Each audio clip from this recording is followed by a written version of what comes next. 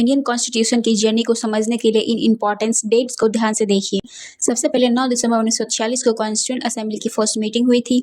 इस असेंबली का main purpose था इंडिया के लिए एक कॉन्स्टिट्यूशन प्रिपेयर करना। इसके बाद 11 दिसंबर 1940 को डॉक्टर राजेंद्र प्रसाद को कॉन्स्टिट्यूंट असेंबली का परमानेंट प्रेसिडेंट चूज किया गया।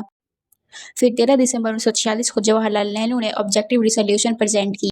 ये रिसोल्यूशन फ्यूचर कॉन्स्टिट्यूशन के बेसिक आइडियाज और ऑब्जेक्टिव की फाउंडेशन बना। अब आते हैं 15 अगस्त 1947 की इंपॉर्टेंस डेट्स। इंडिया इंडिपेंडेंट हुआ और अब कॉन्स्टिट्यूशन बनाने का प्रोसेस एक इंडिपेंडेंट नेशन के लिए आगे बढ़ा। इसके बाद 29 अगस्त 1947 को ड्राफ्टिंग कमेटी फॉर्म की गई और इस कमेटी के चेयरमैन थे doctor Bhimrao Ambedkar. Long discussion और डिटेल वर्क के बाद 26 नवंबर 1949 को इंडियन कॉन्स्टिट्यूशन को अडॉप्ट किया गया था। फिर 24 जनवरी 1950 को कॉन्स्टिट्यूशन पर मेंबर्स ने सिग्नेचर किए और फाइनली 26 जनवरी 1950 को इंडियन कॉन्स्टिट्यूशन ऑफिशियली लागू हुआ। इस दिन को हम रिपब्लिक डे के रूप में सेलिब्रेट करते हैं।